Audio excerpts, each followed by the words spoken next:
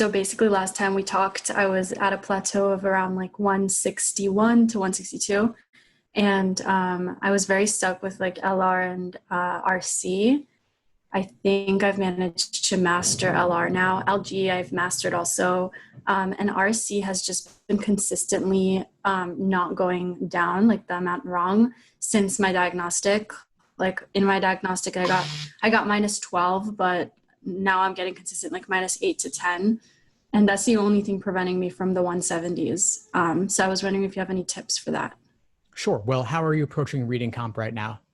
I highlight things that I think are important based on the fact that I've just done so many passages that I instinctively highlight what I think might, a question might be on.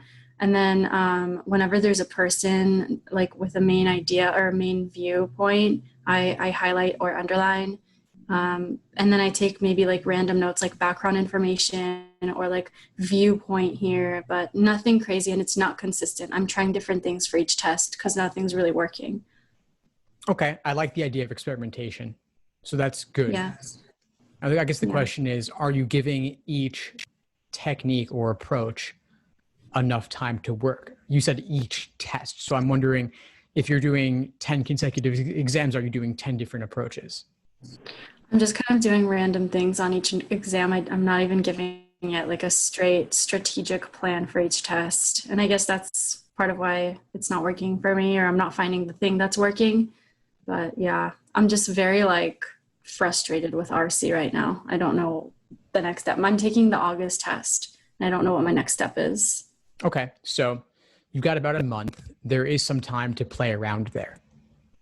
That would be a supplement to doing full-length exams, of course, but on the side, what would a strategic regimented approach look like where you could actually measure things and see what works, what doesn't, what feels good, what doesn't feel good, what's efficient, what's not? I guess that's my question to you. What do you think I could do right now to get like a strategic plan down for the next month? Okay, so let's lay out the framework and then we can insert anything inside the framework that we want to. So I would say a handful one way, a handful the other way. So 4 timed sections with one particular approach, another 4 with a different approach. Decide which of those is better. Whichever one wins becomes your new default against which you test future techniques and strategies to see what works and what doesn't. So you're consistently testing to find the best out of everything. Now, as for what you actually do, it could be taking notes versus not taking any notes at all. Start there. Okay. And I'm pretty sure that my problem lies in the questions. I know that's probably like ridiculous that I'm even saying that because that's obvious, but I feel like I have a good grasp of the passage. And even when I know, like when I check back my answers, it's still confusing to me because I know the passage and the answers are so tricky. And that's what gets me. Do you have a method for like checking back answers in the reading comp section specifically? And maybe like, cause I'm not noticing so many patterns like I do with LR in the RC section. Do you have a strategy to check your answers? Tell me more about what you mean by checking answers. So I just feel like when I go back to check a test, RC feels very like circumstantial, like each passage is different. So I feel like checking answers like will not benefit me too much just because every passage is different and like the wording of it. It's not like LR where there's like flaws and like I didn't pick up on a flaw or something. It's very like specific to the passage. Does that make sense? It wasn't really a question, but just a way to go about it to like master it down, to lock down like why I got it wrong. I hear what you're saying. So you're not seeing patterns in reading comp is what I'm taking away from this, meaning that what you're doing on reading comp doesn't matter. There's no point to studying reading comp because a new reading comp passage will be totally different from the previous one. So why are you doing it at all? Let's just go home. Let's close the book. Let's be done. Right. So I'm joking, but there must be something in these patterns. There must be something where, as we always say, topic doesn't matter, right? It's about the underlying structure. So we're not reading these passages for information. We're not reading for facts. Nobody really cares about this random author or this random scientific thing, right? It's about how we're talking about them. Is this person good? Are they bad? Or in reality, everything is nuanced, right? So we have qualified approval or qualified disapproval, or something is kind of one way, except for this one little thing. The nuance is where it's all at. And that's obviously the opposite of the media with sound bites, right? So we really have to dig in deep here to see what's going on and what is buried in those little phrases. The details, you note them, you go back for them when you need to. So you asked about reviewing answers, which I take to mean review, based on what you were saying. So we're reviewing, we're analyzing, we're figuring out where misunderstandings come from, what makes wrong answers tempting, what makes right answers unappealing. The process I recommend for this is called the Socratic review method. And I have plenty of resources on this. If you just go to my YouTube channel, LSAT Unplugged, you search, you'll find full-length, in-depth examples of what that review process could look like. And it's really about drilling down into where your misunderstanding initially stemmed from. It could have been complex wording in the passage. It could have been a complex question stem, or it could have been in the answer choices. And in reading comp, it really is more about process of elimination than anything else.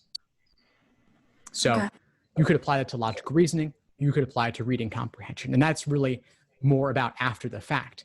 Then on the flip side, the initial approach I talked about, you want to figure out just from the very beginning, are the notes you're taking, are they working for you?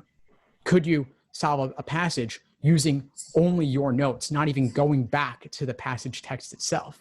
Obviously. Is that what you recommend? No, it's not. It's not what I recommend. But the reason I bring it up is that as an exercise, it could be useful to try that out just to see what it's like and to determine how helpful are your notes really. Maybe they're useful, maybe they're not. Maybe the process of writing them down is what's useful, but you don't actually need the paper after that.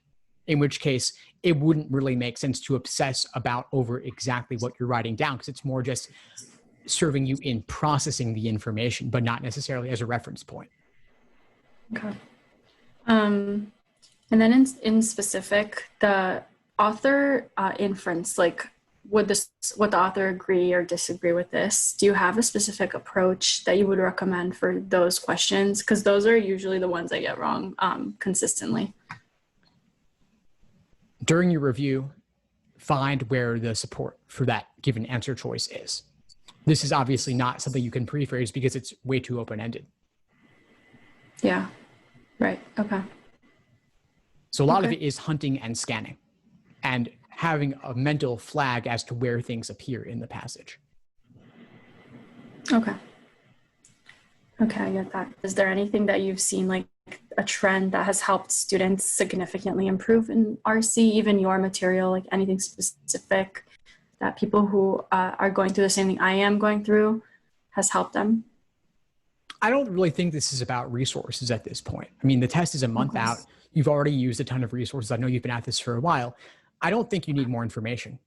I don't think it's what's going to be important for you. I think it's going to be about application and laying out what I said. So first off, your general approach to reading comp, passages on your initial read, and then after the fact, your review of what you've done to understand where your misunderstanding is coming from. I think that's really what you need, especially in this final month.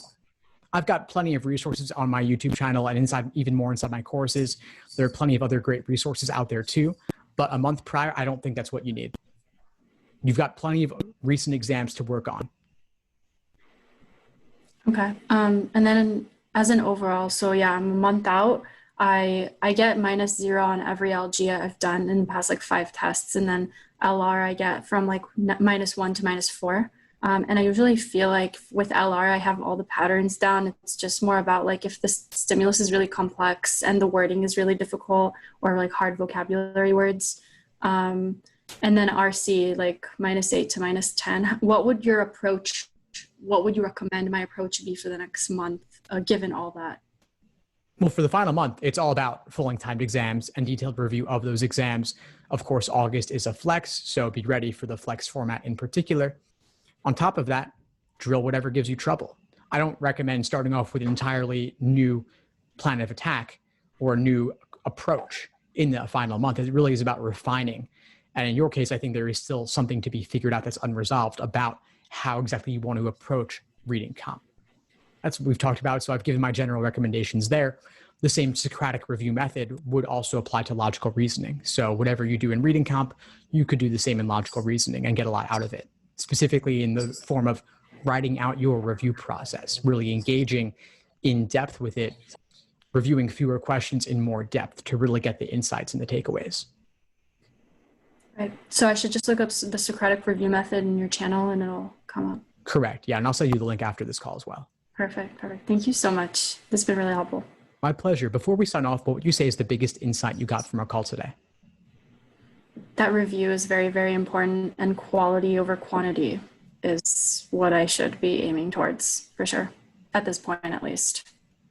Excellent. Well, keep at it and let me know if you need anything moving forward. Thank you. My pleasure. Bye-bye. You too. Bye.